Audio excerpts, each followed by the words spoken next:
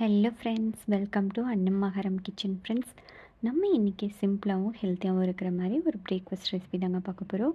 இதை நீங்கள் குழந்தைங்களுக்கு ஸ்கூலில் லஞ்ச் பாக் ரெசிபியாக கூட கொடுத்து விடலாங்க. டேஸ்ட்டு நல்லாயிருக்கும், அவங்களுக்கு பிடிச்ச மாதிரி இருக்கும், ஹெல்த்தியாகவும் இருக்கும். இப்போ வாங்க இந்த ஆலு பரோட்டா ரெசிபியை எப்படி செய்கிறதுன்னு பார்க்கலாம். வீடியோக்குள்ளே போகிறதுக்கு முன்னாடி நம்ம சேனலை ஃபஸ்ட் டைம் பார்க்குற நண்பர்கள் மறக்காமல் சப்ஸ்கிரைப் பண்ணிவிட்டு பாருங்கள். இப்போ இதுக்கு ஒரு மிக்சிங் பவுல் எடுத்துக்கோங்க. அதில் 2 கப் அளவுக்கு கோதுமை மாவு சேர்த்துக்கலாம். இப்போ இது கூடவே அரை டீஸ்பூன் அளவுக்கு உப்பு சேர்த்துட்டு இதை நல்லா கலந்து விட்டுருங்க. இப்போ கொஞ்சம் கொஞ்சமாக தண்ணி சேர்த்து இதை நல்லா பிசைஞ்சு எடுத்துக்கலாங்க. நம்ம ஒட்டுக்கா சேர்க்க வேணாம், நீங்கள் கொஞ்சம் கொஞ்சமாக சேர்த்து பிசையும் போது தான் மாவு நல்லா சாஃப்டாக பிசைஞ்சு எடுக்க முடியும். நார்மலாக சப்பாத்திக்குமே நீங்கள் நல்லா சாஃப்டாக பிசையணுன்னா தண்ணி அளவாக சேர்த்திங்கன்னா தான் கரெக்டாக வரும் மாவு பிசையும் போது. இப்போ நம்ம மாவு எல்லாத்தையும் ஒன்று திரட்டி கரெக்டாக எடுத்தாச்சுங்க. தண்ணி இதுக்கு மேலே சேர்க்க வேண்டியதில்லை. இதுக்கு மேலே சேர்த்தோம்னா ரொம்ப குழகுழப்பாக இருக்கும். இந்த பதம் வந்தோடனே நீங்கள் 2 டீஸ்பூன் அளவுக்கு எண்ணெய் சேர்த்துட்டு இதை நல்லா சாஃப்டாக பிசைஞ்சு எடுத்துக்கோங்க. இந்த ஒவ்வொரு பகுதி கையை வச்சு நல்லா அழுத்தி பிசைஞ்சிங்கன்னா நம்மளுக்கு நல்லா சாஃப்டாக வந்துடும். ஒரு 5லேருந்து 10 நிமிஷம் நீங்கள் நல்லா பிசைஞ்சு எடுத்துக்கோங்க. அப்போ தான் நம்மளுக்கு மாவு நல்லா சாஃப்டாக இருக்கும். இப்போ பாருங்கள், நல்லா பிசைஞ்சு எடுத்தாச்சு. மாவு எந்த அளவுக்கு சாஃப்டாக வந்திருக்குன்னு பாருங்கள். நார்மலாக நீங்கள் சப்பாத்தி செய்யும்போது மாவு இந்தளவுக்கு நல்லா சாஃப்டாக பிசைஞ்சு எடுத்திங்கன்னா சப்பாத்தியும் நம்மளுக்கு நல்லா சாஃப்டாக வரும். இப்போ இதுக்கு மேலேயே கொஞ்சமாக எண்ணெய் தடவி வச்சிடலாம், நம்மளுக்கு காயாமல் இருக்கும். எண்ணெய் தடவிட்டு இது மேலே ஒரு மூடி போட்டு க்ளோஸ் பண்ணிடுங்க. ஒரு 15 நிமிஷம் இருக்கட்டும். இப்போ நம்ம அதுக்குள்ளே உள்ள ஸ்டஃபிங் ரெடி பண்ணிக்கலாங்க. நான் 3 மீடியம் சைஸ் உருளைக்கிழங்கு வேக வச்சு எடுத்து வச்சுருக்கேன். இப்போ இதை ஒரு பாத்திரத்தில் சேர்த்து நல்லா மசிச்சு எடுத்துக்கலாம். இப்போ இது இருக்கட்டும். ஒரு கடாய் வச்சுக்கோங்க. அதில் 2 டீஸ்பூன் அளவுக்கு எண்ணெய் சேர்த்துக்கோங்க.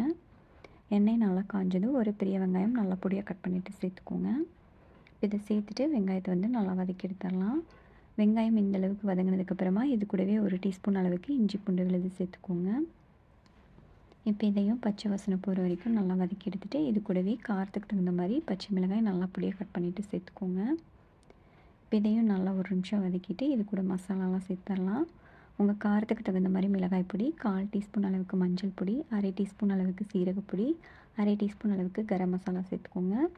இதை எல்லாத்தையும் சேர்த்துட்டு நல்லா கலந்து விட்டுருங்க.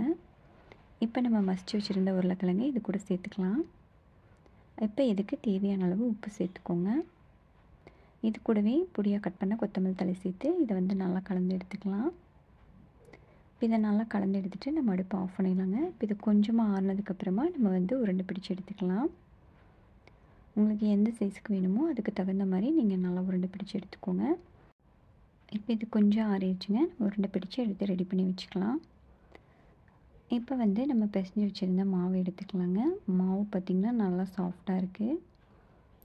இப்போ இது தேவையான அளவுக்கு இதையும் உருண்டை பிடிச்சி எடுத்துக்கோங்க. நம்ம உருளைக்கிழங்கு உருண்டை பிடிச்சதை விட இது கொஞ்சம் பெரிய உருண்டைகளாக இருக்கிற மாதிரி பிடிச்சி எடுத்துக்கோங்க. அப்போ தான் நம்மளுக்கு கரெக்டாக இருக்கும். இப்போ பேலன்ஸ் இருக்கிற மாவை திரும்பவும் நம்ம மூடி போட்டு க்ளோஸ் பண்ணிடலாங்க. அப்போ தான் நம்மளுக்கு காஞ்சி போகாமல் இருக்கும். இப்போ நம்ம தேய்ச்சி எடுத்துக்கலாம். அதுக்கு கொஞ்சம் வர மாவு எடுத்துக்கோங்க. உருளைக்கிழங்கு ஸ்டஃபிங் வைக்கிறதுக்கு இந்த மாதிரி உள்ளங்கைகளால் கொஞ்சம் இந்த மாதிரி ஒவ்வொரு பகுதிகளை நல்லா இது பண்ணி விட்டுட்டு நம்ம உருளைக்கிழங்கு ஸ்டஃபிங் வச்சுக்கலாம்.